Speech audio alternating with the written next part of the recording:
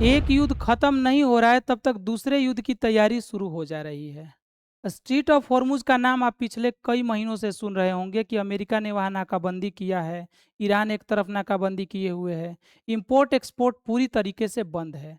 तो दूसरी धमकी हुतीज ने दिया है एक नए स्ट्रीट को बंद करने को लेकर के। उस स्ट्रीट का नाम है बब अल मंदेव स्ट्रीट।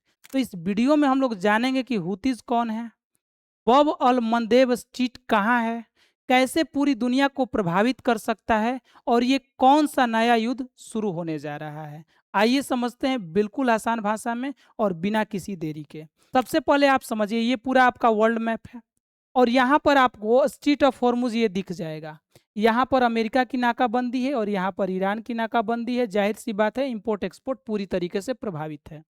पिछले 4 महीने से युद्ध हो रहा है ईरान इजराइल और अमेरिका के बीच में। निर्णय कुछ भी नहीं निकल रहा है, पता नहीं चल रहा है कि कब तक ये मामला शांत होगा।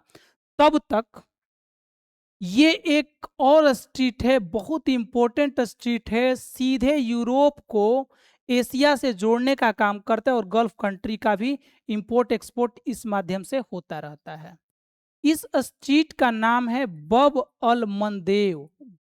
बब अल मंदेव स्ट्रीट, मंदेव स्ट्रीट। ये स्ट्रीट को बंद करने की धमकी दिया है किसने? हुतीज ने। अब आप कहिएगा हुतीज कौन है, मैं आपको दिखाता हूं। यहाँ पर आप देखिएगा ये अरब सागर है, ये गल्फ ऑफ अदन है, अदन की खाड़ी है और यहाँ पर लाल सागर है। यहाँ पर 28 किलोमीटर चौड़ा ये रास्ता है जिसे बब अल मंदेव स्ट्रीट कहा जाता है। ये पतला संकरा जो रास्ता है इसे कहा जाता है। ये रास्ता कनेक्ट करता है यूरोप को एशिया से और गल्फ कंट्री से। यहाँ पर आपको मैं दिखाऊंगा तो आपको ज़्यादा समझ में आएगा। ये बब अल मंदेव है, ये यूरोप से एशिया को कनेक्ट करता है और यहाँ पर जो है मध्य एशिया गल्फ कंट्री को भी कनेक्ट करता है। अगर ये ब्लॉक किसी कारण से होता है, प्रभावित होता है, तो महंगाई बढ़ जाएगी। इन देशों को यहाँ से निकल करके इधर से इधर आना पड़ेगा। तो हुतीज ने वार्निंग दिया है, वार्निंग नहीं दिया है, ये कह रहे हैं कि अब हम इसे ब्लॉक कर रहे हैं, लेकिन पूरी दुनिया के लिए नहीं कर रहे हैं ब्लॉक करने के लिए। ये केवल सऊदी को ब्लॉक करना चाहते हैं, सऊदी के लिए ब्लॉक करना चाहते हैं।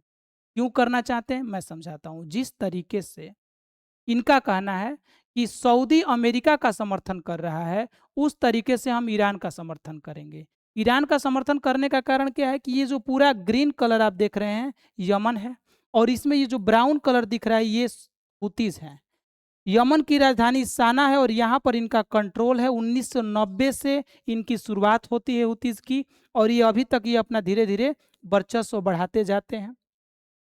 1700 किलोमीटर का जो है बॉर्डर साझा करता है यमन सऊदी के साथ में। और इन सब लोगों ने, चूंकि ये सब सिया समुदाय से आते हैं, ये जितने भी हुतीज हैं सिया समुदाय से हैं, तो इन्हें ईरान का डायरेक्ट समर्थन मिलता है। मिसाइल वेपन बड़े मात्रा में ईरान इन्हें प्रोवाइड कराता है ताकि गल्फ कंट्री में बैलेंस बना रहे और हमारी भी पावर बनी रहे। तो अब हुतीज ने ओपनली बोल दिया है कि हम ईरान के समर्थन में हैं और सऊदी अरब के लिए ये जो बब अल मंदेब, बब अल मंदेब है स्ट्रीट, इसे पूरी तरह से हम लोग ब्लॉक करेंगे सऊदी के लिए। कैसे ब्लॉक करेंगे? अगर कोई भी जहाज इनका एक्सपोर्ट इंपोर्ट करते हुए यहाँ से गुजरता है तो हम लोग मिसाइल अटैक करेंगे, ड्रोन अटैक करेंगे, बमबारी करेंगे, जरूरत पड़े तो माइन भी बिछा देंगे। अब आप सोचिए अगर एक बार माइन नीचे बिछ गई और फिर उसको खोजना मुश्किल हुआ तो कोई भी जहाज यहाँ से गुजरना पसंद नहीं करेगा। आगे यहाँ स्वेज नहर है, आप सभी को पता ही है।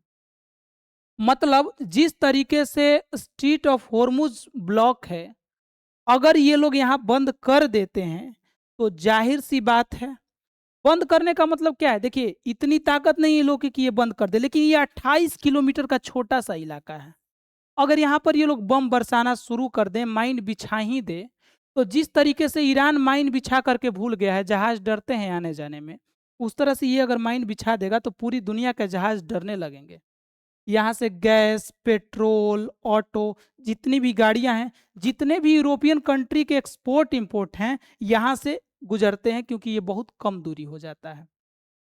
तो ये पूरी तरह से अगर प्रभावित होगा तो जाहिर सी बात है पूरी दुनिया में एक बार फिर से महंगाई डबल रफ्तार से बढ़नी शुरू होगी, क्योंकि महंगाई ऑलरेडी स्ट्रीट ऑफ हॉर्मुज के चलते तेजी से बढ़ रही है।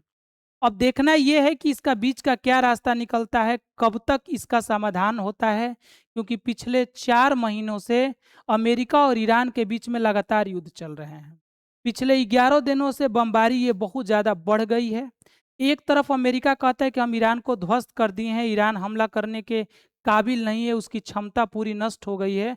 दूसरी तरफ तुरंत ईरान जो है सऊदी पर, कुवैत पर, जॉर्डन पर बमबारी करना शुरू कर देता है और दिखाता है कि जो अमेरिका के राष्ट्रपति बोल रहे हैं वो सही नहीं बोल रहे हैं, गलत बोल रहे हैं।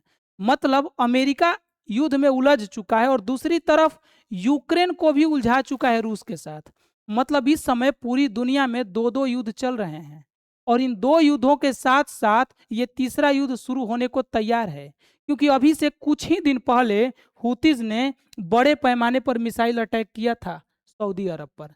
आप कहिएगा सऊदी अरब इतना बड़ा देश है तो क्या हुतीज को कंट्रोल नहीं कर लेगा? कंट्रोल कर सकता है, लेकिन ये 28 किलोमीटर के इलाके को कंट्रोल करना बहुत मुश्किल है। संकरा रास्ता है, कंट्रोल हुतीज का ही यहाँ पर है। और एक बार सऊदी के लिए ब्लॉक हो गया ना, तो अभी तो सऊदी का जो रास्ता इधर से था तो स्ट्रीट ऑफ हॉर्मुज से इधर से निकल जा रहा था, इधर ब्लॉक हुआ तो ये प्रयास कर रहा है कि अपना हम इधर से रास्ता निकालें। लेकिन अगर ये भी ब्लॉक हो गया तो सोचिए क्या होगा, कितना प्रभाव पड़ेगा पूरी दुनिया पर। तो आपको ये खबर कैसा लगा?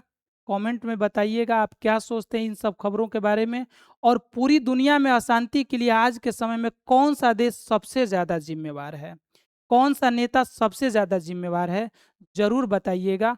धन्यवाद।